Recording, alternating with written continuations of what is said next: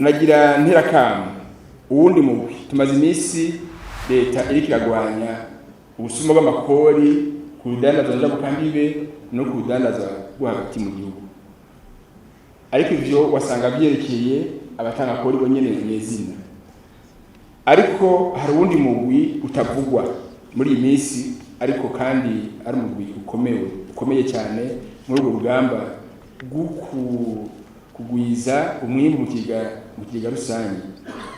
Uwo nawo ni umugwi w'abantu ubutunzi bw'igihugu buca mu minwe mu kunyuruzwa,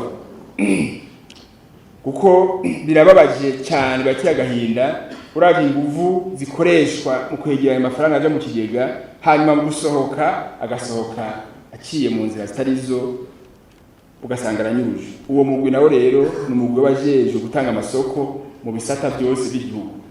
Mu bisata byose harimo amaserire de passation de marché n'abaresponsable de marché za leta. Abo bantu rero nabo tujya tubatera kamo kugira ngo bumve yuko utu twigoro two kwinjiza amafaranga mu kigega rusangi bo kumva yuko ari umuzigo nabo bategereza kwitwararika, bakumva yuko amafaranga imbere yo gusohoka isoko imbere yo kuyitanga baravye neza by'ukuri ku iyo soko igiye kumarira yo kugira akamaro igihugu.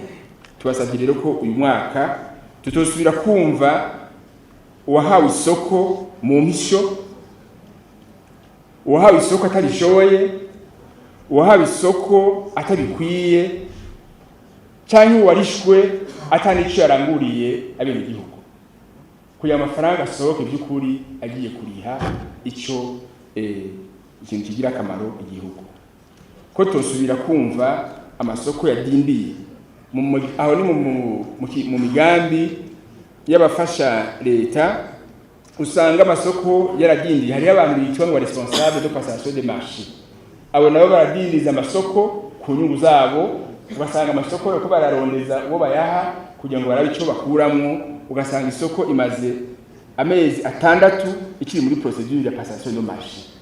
Abo nabo twabahaye ukwezi kwa 12 yuko atasoko n'imwe yoba irengeje ikiringo itaratanga, nabo yita bati yakamo yuko akwadindiza iterambere ry'igihugu.